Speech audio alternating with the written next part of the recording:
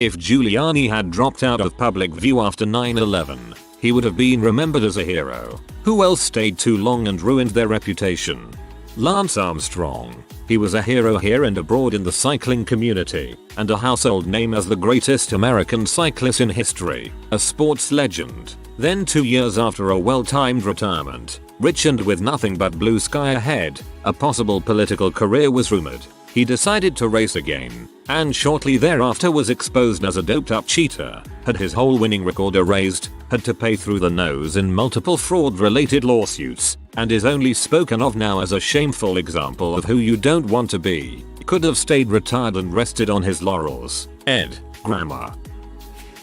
Michael Owen. Hailed as a hero for Liverpool Football Club. Went to Manchester United and destroyed his legacy. Now released a second book and destroyed whatever thread of dignity he had, especially with Newcastle fans. Until he became a traitor, Benedict Arnold was one of America's biggest Revolutionary War heroes. There's a memorial at Saratoga that is just a statue of his boot. His leg was severely injured, without his name. If he had died in that battle, he'd be revered as much as Washington. Pun intended. Chris Christie was basically hailed as a hero for his role in guiding New Jersey's recovery after Hurricane Sandy, but then he decided to run for a second term, which led to Bridgergate. Bob Iger was initially seen as a hero for basically saving Disney from its late 90s early 2000s dark age, but started to rely way more on acquiring other people's IPs, Pixar, Marvel, Lucasfilm, Fox, etc., instead of having Disney create its own. Likewise, Eisner oversaw the Disney Renaissance era that revitalized the company from a decades-long slump, only to see it falter again towards the end of his tenure. Tony Blair. Like there are people in the Balkans called Tony Blair because of the Balkans War, and when he started out he was charismatic and generally well liked. Then 9/11 happened and he got the UK involved in Afghanistan and Iraq with Bush. He's disliked on the right and the left. Still is hated. Roseanne was considered an absolute genius in the 80s, and even highly regarded as recently as 10 years ago. Her only major screw-up till then was a national anthem incident, which could be chalked up to lack of practice skill. She was thought of so highly that they even resurrected her old TV show. Until one day. Ulysses Grant won the Civil War, beat Lee, and allowed him to surrender with respect. Hailed as a hero, now he's often remembered as a mediocre at best president. We all know the true mediocre presidents are the ones no one remembers, like James Buchanan. Chuck Norris. The man was an absolute monster with like 5 black belts who not only acted but was actively competing in America's fledgling martial arts scene and won over 30 tournaments. He also stuck up for his black opponents against biased judges in a time when few others would.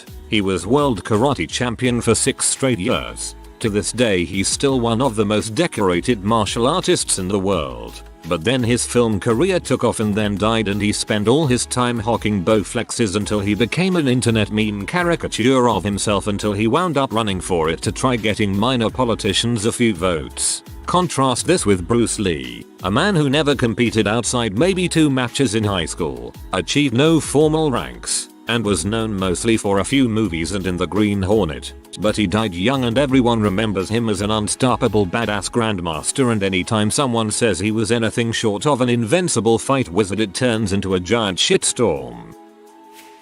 I wish I could remember the full story. Hopefully Reddit's history buffs will kindly fill in the gaps. There was a Roman general with many victories and battle scars to his name, who tried to become a senator or other important political figure after his military career. He gave an impassioned speech about all he'd done for his country thus far, and he was willing to do more. While he gave the speech, he was topless, showing off those scars I'd mentioned, and the effect made his rhetoric all the more effective. He made one stirring speech, and was already almost guaranteed to get his political office. But then, after that first speech, he gave another, and another, and another. Each one was more crazy and radical than the last. At some point, he was openly scornful of people and families with no ties to the military. He wanted to restructure the Senate. Patricians are kinda a bad idea. Wouldn't it be grand if we burned it all and started over? That kind of insanity. Faster than you can say I'm not sure this politician is all there.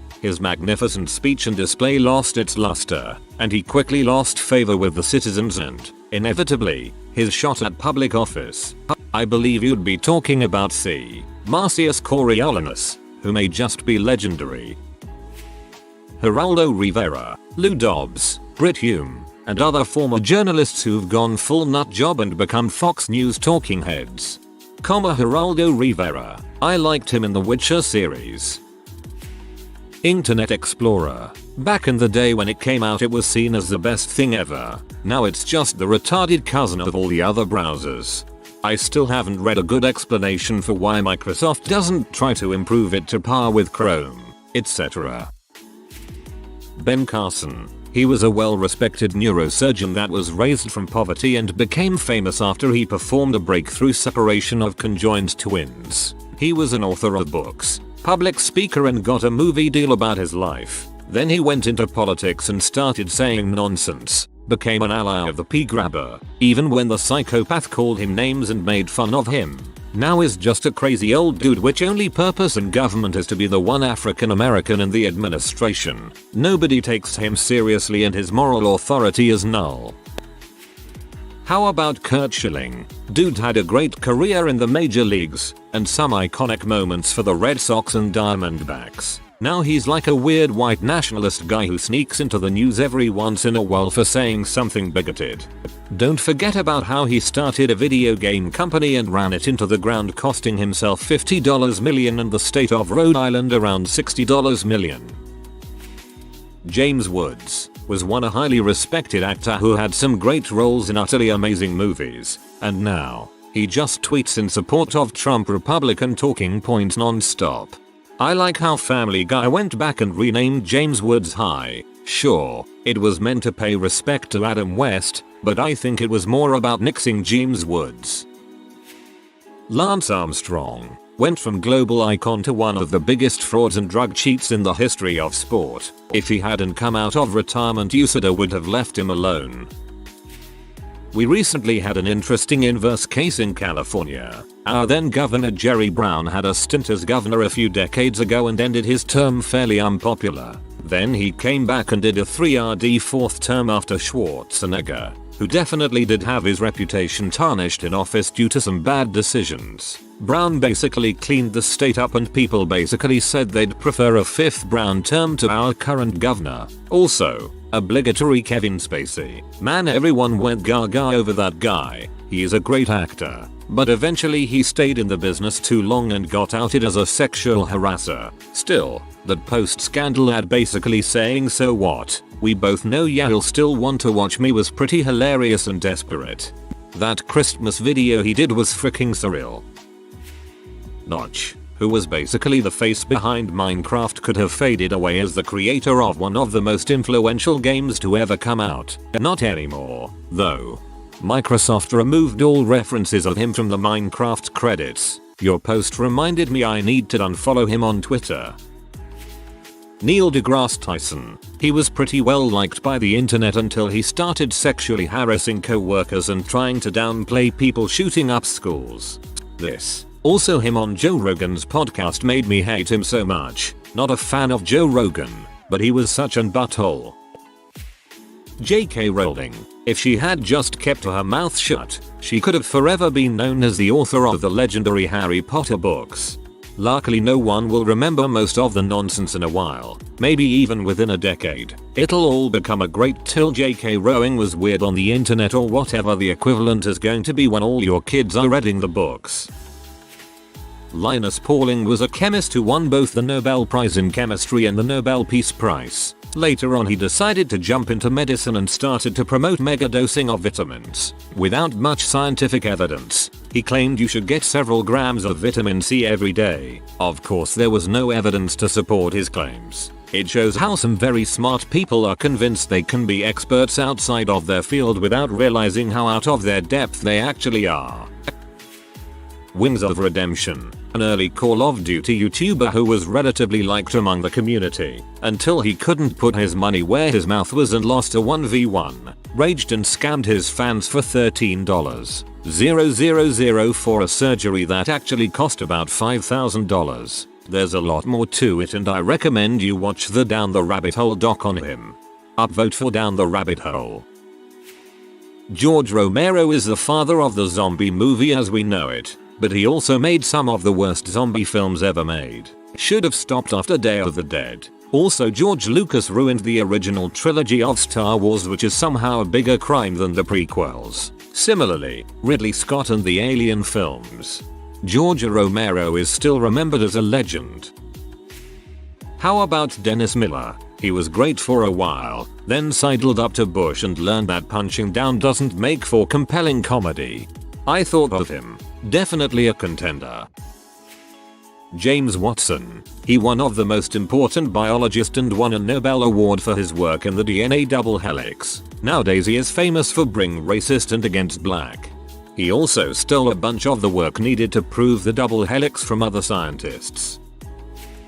Ben Motherfucking Carson. I idolized him after reading some of his books. Think Big, Gifted Hands, etc. The man started from a broken family in the hood to become one of the most accomplished neurosurgeons in the world. Truly an amazing life. And then he had to run for president, spewing nonsensical garbage from his mouth along the way. The saddest part is that as sake of housing, he has all but forsaken his own experiences with housing issues. Unbelievable. Turned out to be a loon and a huge liar about his own life. Let's never forget two very important things. 1. Everyone thought Donald Trump was a good businessman for a while until they actually cared enough to realize how full of crap he was. And 2. Mr. Rogers will never be on this list. George Lucas. If he had died after making The Empire Strikes Back, we'd all remember him as the genius who created Star Wars and Indiana Jones, and we'd all wonder what amazing things he would have come up with had he lived. J.K. Rowling. Harry Potter ended on a high note, and everyone liked how she was transitioning to mysteries. Then she went full Kanye when she started world building. Also, people would have tolerated Dumbledore being secretly gay back in 2007. But now she is jumping through increasing hoops to keep it secret rather than have him come out. How has no one mentioned Hitler yet? Dude pulled Germany out of recession before heading down the genocide route and would potentially have gone down in history as one of the world's most effective leaders had he died in the early 1930s. Hitler. If he would have just died from that gas in World War I, nobody would even know his name and he'd been on some memorial plaque somewhere. Don Bluth, Disney's first real competitor who eventually made so many bad films he was stuck in debt. Seriously, from Secret of NIHM to a troll in Central Park. If you are new to the channel, you can subscribe. I publish new videos every day. Until then, check another video.